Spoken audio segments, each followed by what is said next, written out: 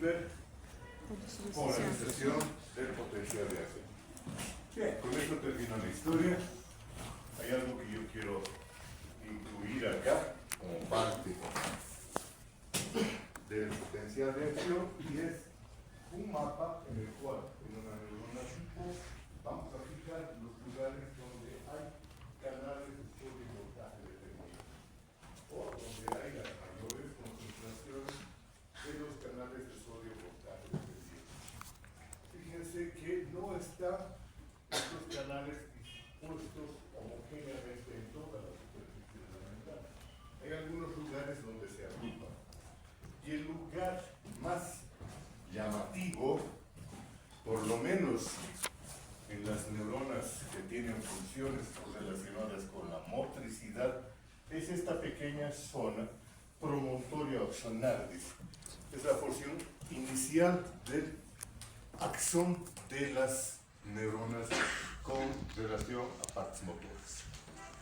Aquí entonces vamos a encontrar una alta concentración de canales de sodio y voltaje dependiente, lo que hace a esta zona la más sensible a las variaciones del potencial eléctrico de la membrana celular. Además de esta reunión, vamos a encontrar en los nodos de Dampier altas concentraciones de canales de sodio voltaje dependientes, lo que también les confiere la misma cualidad a estas regiones de ser altamente sensibles a las variaciones del potencial de membrana. Además de eso, además de estar dispuestos en el resto del soma, pero a baja concentración, los vamos a encontrar en las sinapsis. En las sinapsis, ya sea sinapsis que se hacen en las dendritas o sinapsis que se hacen en el cuerpo neuronal. ¿Estamos? Estos son los lugares, los 3 lugares preferenciales para encontrar altas concentraciones de canales sodio-voltaje dependientes. Adelante, veamos. ¿Cuáles son las características del potencial de acción? Esto es algo clásico. Está prácticamente incluido dentro de esta doctrina neuronal, para decir que han descubierto estas características mucho tiempo atrás. Despolariza y repolariza toda la membrana, no es que una partecita nomás, toda la membrana se tiene que despolarizar. Se propaga sin decremento, vale decir, si se produce en un extremo de la membrana un potencial eléctrico, va a llegar exactamente igual al resto, al extremo opuesto de la membrana. Es todo, perdón, se propaga sin ningún decremento. Y la siguiente propiedad está ligada a esto. Es un evento que se produce o no se produce. Y eso se ha de venir bajo la frase de obedece la ley de todo o nada. ¿Hay o no hay? Y si hay, se propaga sin decremento y en toda la membrana. No son graduables ni sumables, obviamente. Si es que son propagados sin decremento, no puedo ni graduarlos ni sumarlos. No hay potenciales de acción más grandes que otros, todos son igualitos. Para esa neurona. Tienen periodos refractarios absoluto y relativo y requieren un umbral de excitación. Este sí es un punto que requiere una ligera explicación adicional para que nos quede claro la idea.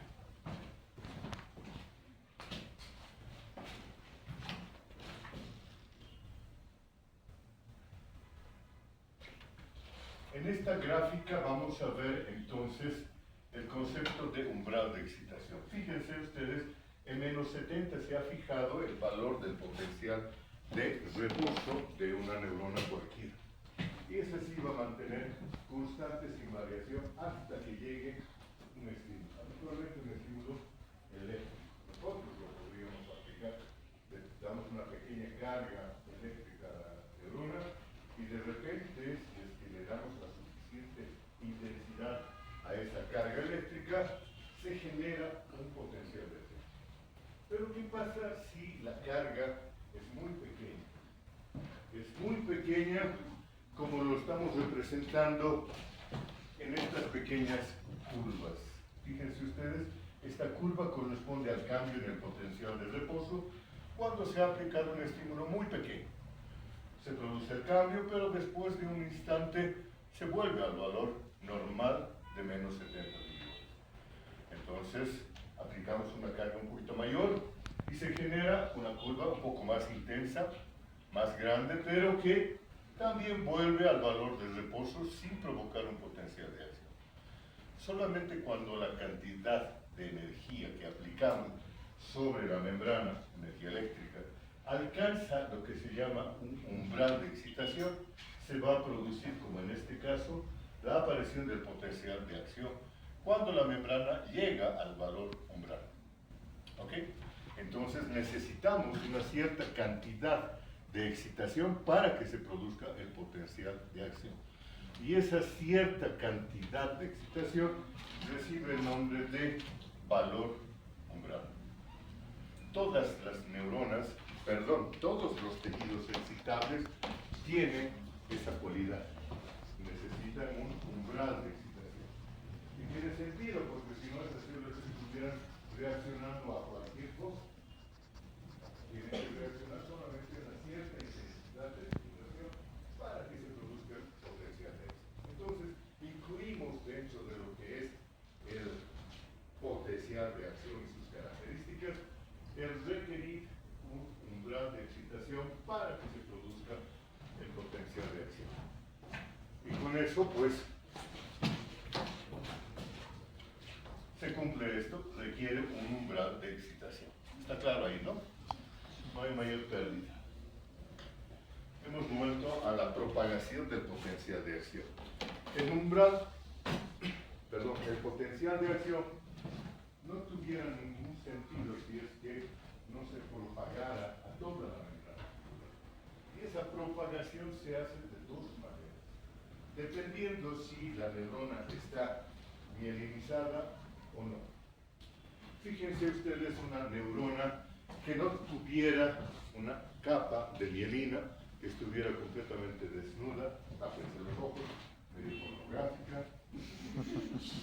Producimos una estimulación en el cuerpo de la neurona y esa estimulación alcanza el valor umbral, genera un potencial de acción. Habíamos dicho que ese potencial se va a desplazar a lo largo de toda la membrana celular, ¿cierto? Pues bien, lo va a hacer. Y al hacerlo, cada punto de la superficie de la membrana va a tener que sufrir el proceso de despolarización primero, y a medida que avanza, el proceso de repolarización que viene por detrás. Ahora, si es que fuera una neurona con una longitud alta, estamos hablando de 1 metro, por ejemplo, el tiempo que tardaría en despolarizarse toda la membrana, toda la longitud de esa fibra, sería relativamente largo, ¿no es cierto? Punto por punto se va a tardar. ¿Por qué? Porque este fenómeno de despolarización es relativamente lento. Avanza a una velocidad de 0,2 metros por segundo. 0,2 metros por segundo. Esto es alto o es bajo. Depende, ¿no es cierto? Depende con qué ojos lo veamos. Si estamos viendo ojos de velocidad de reacción, eso es muy bajo. Claro, si lo estamos viendo con ojos de cuánto vamos a correr en un campo de fútbol, pues es obviamente alto. ¿Cuánto tardamos en recorrer 100 metros? Nuestros mejores campeones.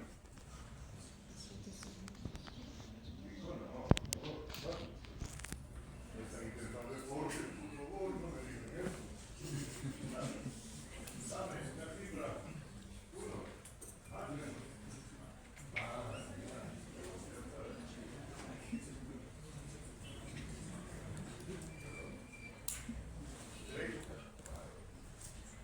Otra tarea, averiguar a cuál velocidad corren nuestros mejores velocistas. Pero créanme, es un proceso relativamente lento en términos biológicos.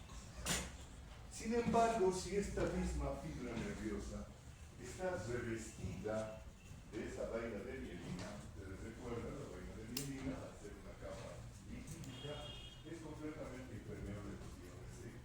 A todos los iones que tengan carga. Y obviamente a los iones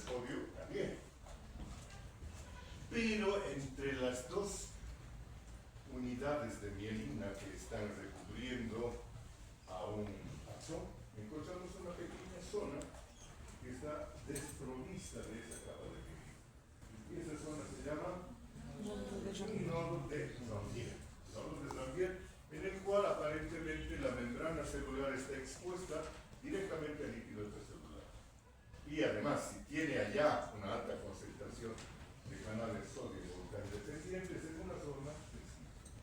Entonces, fíjense en esto y es importante que lo conceptualicen. Imagínense ustedes que en la zona gatillo se genera un potencial de acción, pero resulta que alrededor de la zona gatillo, en este axón, hay una vaina de mielina. El valor del cambio del potencial no puede despolarizar esta zona porque no hay sodio que pueda ingresar, está cubierto por una capa impermeable. Pero unas cuantas micras más allá está esta zona de un nodo de Zambier con sus canales de sodio voltaje dependientes ávidos de despolarizarse. Entonces resulta que de este punto, de la zona gatillo, por el cambio eléctrico que va a provocarse en el ambiente, va a saltar. La despolarización va a alcanzar un valor umbral en el primer nodo de Zambier. Cuando se haya producido eso, este fenómeno se va a producir una y otra vez a lo largo de toda esta fibra, el potencial de acción saltando de nodo de Zambier en nodo de Zambier. ¿Okay? Entonces se va a producir una conducción saltatoria. Y esa es la característica de las fibras mielinizadas. Todas las fibras nerviosas mielinizadas tienen conducción saltatoria. Ahora, comparando con las fibras amielínicas, la conducción saltatoria es igual de veloz, más veloz o menos veloz que la despolarización de todo el axón. Es mucho más veloz, porque en vez de despolarizar toda la membrana, punto por punto, está saltando del nodo de Zambier en nodo de Zambier. ¿A cuánto puede llegar esa velocidad? Ahí ya no tenemos paracones en el rendimiento humano. 120 metros por segundo. Es como si se pasara el campo de fútbol en un segundo. Fíjense ustedes, vamos a un extremo de un campo de fútbol y en un segundo ya estamos más allá del otro extremo del campo.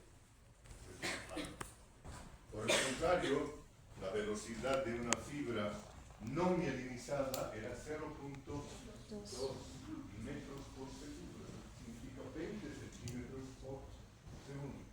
Comparada la una con la otra, ¿quién es adentro?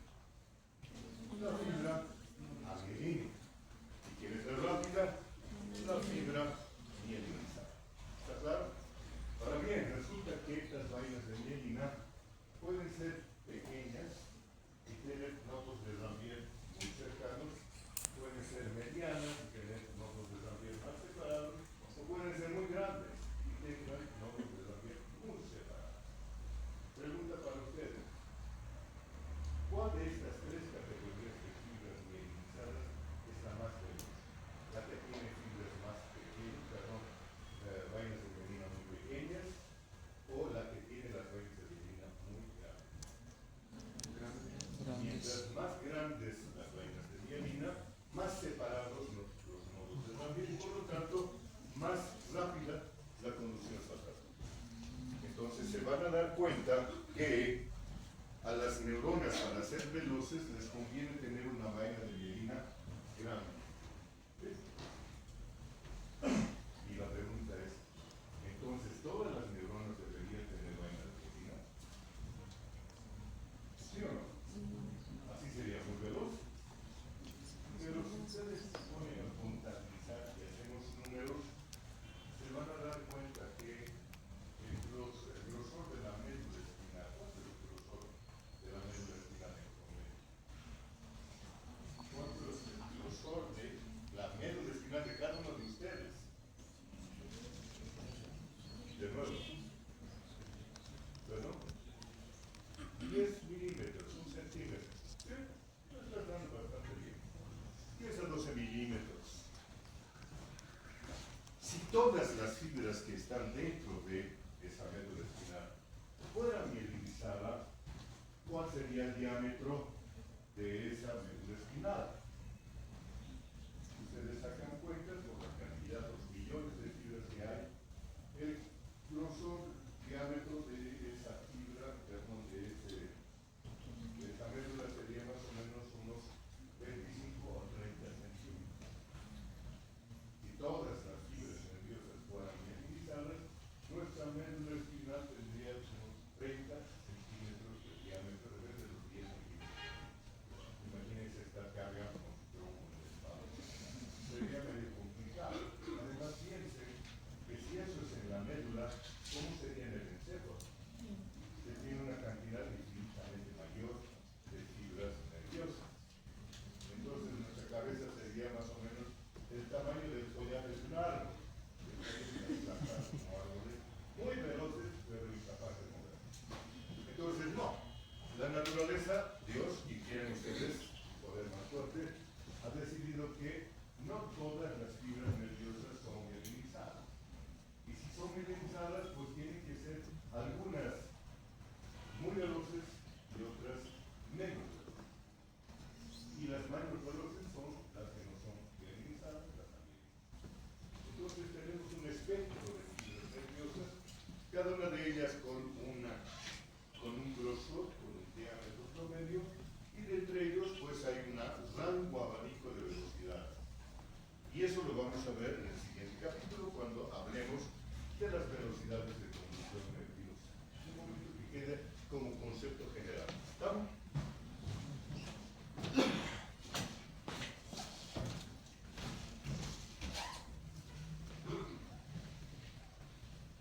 Bien, este es el momento de trabajar, así que por favor, todo el mundo saque una hojita en blanco, ponga el nombre, fecha. Vamos a hacer este test.